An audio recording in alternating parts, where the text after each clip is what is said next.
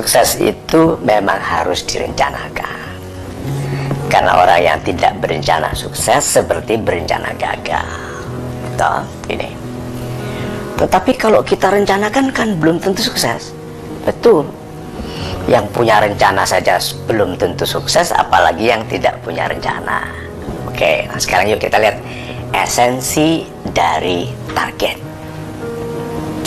Niat awal mengapa kita harus punya tujuan. Ya, oke. Kalau kita mau pergi ke Surabaya dari Jakarta, ini kan tujuan. Kalau ada jembatan yang putus di sana, apa yang kita lakukan? Kan terhalangi dalam perjalanan. Apa yang kita lakukan? Cari jalan lain. Tujuannya sama. Itu loh. Orang kalau tidak punya tujuan kalau tidak punya tujuan dalam hidupnya, kejadian yang tidak disukainya sehari-hari bisa membuat dia lupa mau kemana.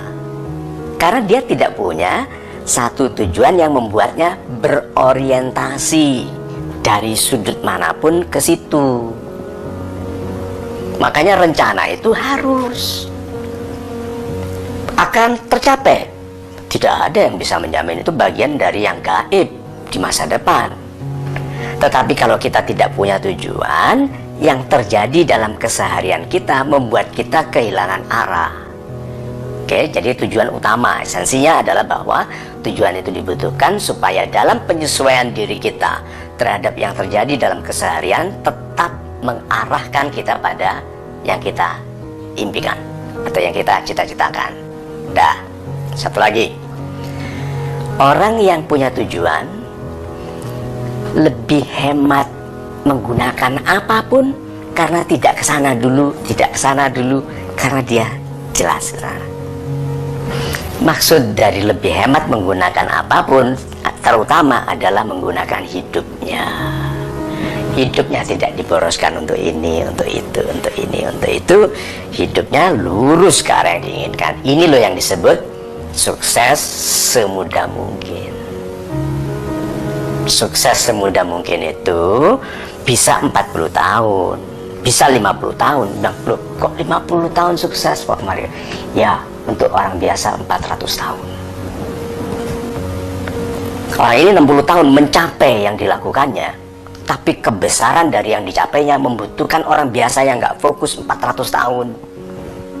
Itu namanya sukses semudah mungkin. Tuh. Gampangnya ya memang oke, 30-an sudah sukses, oke, 40-an sudah sukses. Tapi yang penting adalah besarnya yang dicapainya. Nah, besar yang dicapainya ini berarti besar kemanfaatannya bagi sesama, bagi perlindungan alam, bagi pemuliaan ciptaan Tuhan. Ini besar. Rencana harus, karena kita perlu untuk memfokuskan semua energi ke satu titik. Terus begini, bagaimana kalau salah? Kita salah tujuan, salah target. Kita harus percaya pada konsep kasih sayang Tuhan. Tuhan tidak sampai hati membiarkan orang baik salah arah, dituntun. Mencoba ke sana ketemu penasehat, mencoba ke sana ketemu kekasih palsu, mencoba ke sana gagal pernikahannya. Itu sehingga bilang, oh iya ya, seharusnya aku ke sana. Ternyata dia lihat, oh my God, ini mungkin yang dikatakan orang bahwa kadang-kadang sukses itu comes from the misstep. Kadang-kadang sukses itu terjadi karena salah langkah ke arah yang tepat. Apa artinya? Salah langkah ke arah yang tepat.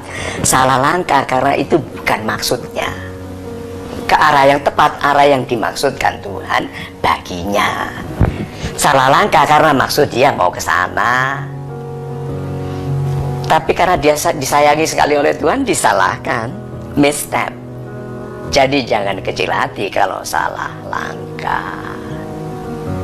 Kalau selama niatnya baik, kesalahan dalam tujuan yang baik tetap lebih baik daripada berhasil mencuri, berhasil korupsi, berhasil menjabat untuk korupsi.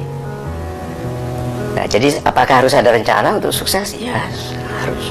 Soal rencananya bisa tercapai atau tidak, tapi yang pertama kali, the best plan is you. Kan you are your best plan. Jadi rencananya apa? Aku bergantung pada diriku. Kalau aku tidak punya rencana pun, aku akan sukses. Contohnya saja, orang yang pintar main bola akan hidup di seluruh dunia. Dia katakan saja backpacknya waktu tidur dicuri di kereta api, oke? Paspor hilang, baju hanya tinggal baju yang dipakainya, uang nggak ada. Dia kelaparan jalan di kampung, di negara yang tidak dikenalnya, tidak ditahunya, bahasa nggak kenal. Dia lihat sekelompok anak muda main bola, dia lihat di lapangan. Dia sebagai seorang yang ahli, dia bilang ini anak-anak masih amatir ini mainnya gitu kan, gitu. Terus bolanya kemana-mana, tahu-tahu bolanya gelinding ke arah dia, gitu. Gawang 100 meter ya, melenceng ke dia 125 meter, dia tendang masuk ke gawang yang sana. Apa yang dilakukan oleh 22 orang ini plus coachnya plus semua penggembira, apa yang dilakukan? Nah, tendang mas, waktu tendang dia udah jalan, kan dia mau cari kedutaan. Waktu tendang itu yang nggak lihat lagi, jalan masuk. Apa yang dilakukan? Dikejar, ikut kita iya, klub kita mana, ikut Persema aja gitu. Gitu, ikut enggak Persib aja gitu kan. Nah itu loh, diperebutkan kan. Dia bilang no language, I cannot speak your language. It's okay, money, you know money. Gitu dia, dolar, money. Itu loh.